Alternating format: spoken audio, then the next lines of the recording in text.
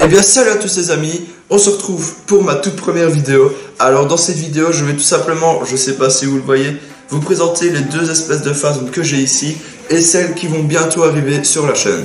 Donc actuellement je ne possède que deux espèces de phasmes, comme je l'ai dit avant. J'ai des Medoroidea extradentata et des Nuishua. Donc j'ai tout simplement un couple de chaque espèce. Ici vous pouvez voir le mâle Medoroidea, donc voilà, qui est assez actif.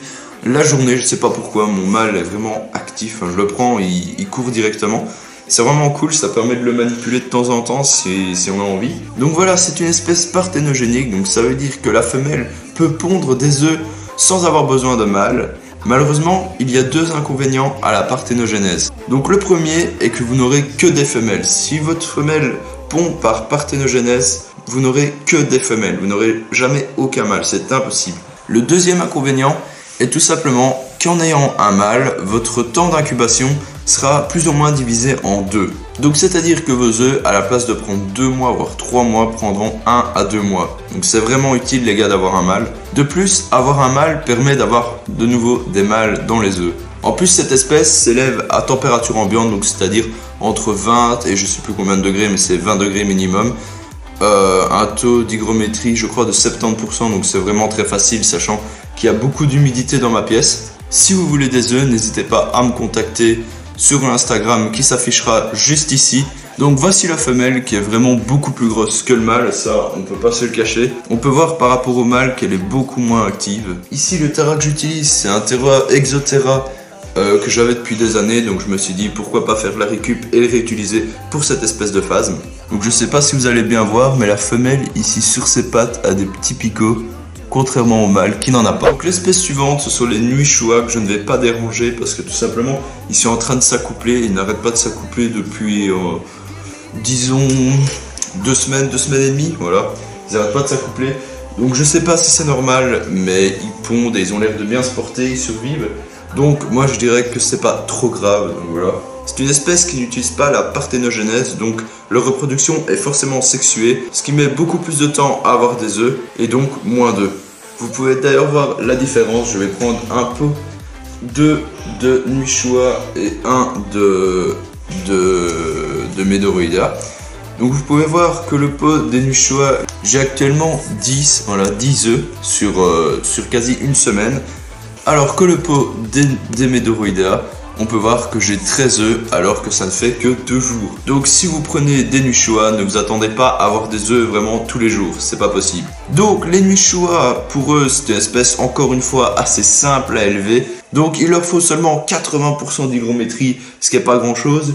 Ils mangent des ronces, donc comme je l'ai dit dans le tuto qui suivra cette vidéo, n'hésitez pas à couper vos ronces pour faire sortir les sucres des ronces et les attirer. Car le phasme serait capable de se mettre sur la feuille et ne pas voir que c'est de la nourriture et donc se laisser mourir. Ça serait vraiment con de perdre votre phasme pour une bêtise comme ça. Donc on en a fini avec les espèces que j'ai déjà.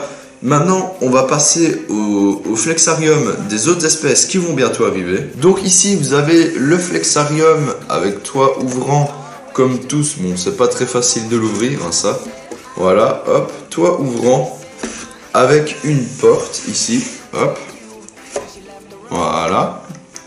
Donc ici, ce sera le flexarium des Phyllium philippinicum. Donc normalement, je devais aller en chercher, mais le vendeur est malade, donc ça c'est vraiment con, ils ont plus de stock, ils en reprennent plus puisque le vendeur n'est plus là. Donc je devrais avoir cette espèce d'ici 1 à 2 semaines si tout se passe bien. Je vous ferai une vidéo lorsque je les aurai. Donc on peut voir qu'il est beaucoup plus grand que celui des Phyllium. Donc celui des Phyllium mesure 40-40 par 40. Celui-ci 40 par 40 par 55. Donc les gars, c'est vraiment beaucoup plus haut, regardez par rapport à moi. La seule raison pour laquelle elle est aussi grande, c'est que les phasmetières sont assez volumineux. Et de plus, j'aimerais avoir plusieurs couleurs de phasmetières. Donc si vous comptez plus ou moins toutes les couleurs, on devrait déjà être à une dizaine de phasmes. Sachant que je vais en mettre 2 couples plus ou moins par couleur. Ça en fera beaucoup. Donc maintenant nous allons passer aux œufs. Ici dans mes œufs j'ai des phasmetières, voilà, que j'ai reçus il y a quelques jours, qui devraient bientôt éclore selon le vendeur. Voilà, j'ai 58 œufs, j'espère que j'aurai des petits. Lorsque j'en aurai, je vous ferai directement une vidéo puisque c'est vraiment intéressant sur les petits. Donc voilà, je vais remettre les phasmetières. comme je vous l'ai montré précédemment dans la vidéo, j'ai des Medoroidea extradentata et des Nuishoa. Donc les Nuishoa, actuellement j'ai vraiment peu de boîtes, je dois être à 2 maximum. Contrairement aux Medoroidea où là je devrais être normalement à 4 boîtes. C'est vraiment énorme. Ils pondent vraiment beaucoup plus, donc voilà, ça c'est sur 3 semaines, mais il y a une 4e semaine que j'ai vendue à une personne parce que j'en avais trop. D'ailleurs, comme je vous l'ai dit juste avant, si vous voulez des œufs, n'hésitez pas à me contacter sur l'Insta. Donc voilà, c'en est tout pour les œufs pour l'instant, puisque le 15 mars, je vais à la bourse de Mons. Donc à cette bourse, je vais essayer d'acheter d'autres espèces de phasmes et vous les présenter. En fonction des espèces que j'aurai d'ici là, des œufs, du stock, je sais pas, je prendrai peut-être un stand. Donc si vous voulez des bêtes directement vivantes, n'hésitez pas à me rejoindre directement sur le stand. Donc voilà les amis, c'est déjà la fin de cette vidéo. Pour l'instant, j'enregistre toutes les vidéos d'un coup et je vais les poster d'ici 3 jours. Donc voilà, vous aurez 3 vidéos 3 jours ou un truc comme ça. Donc c'est vraiment cool. Allez, ciao!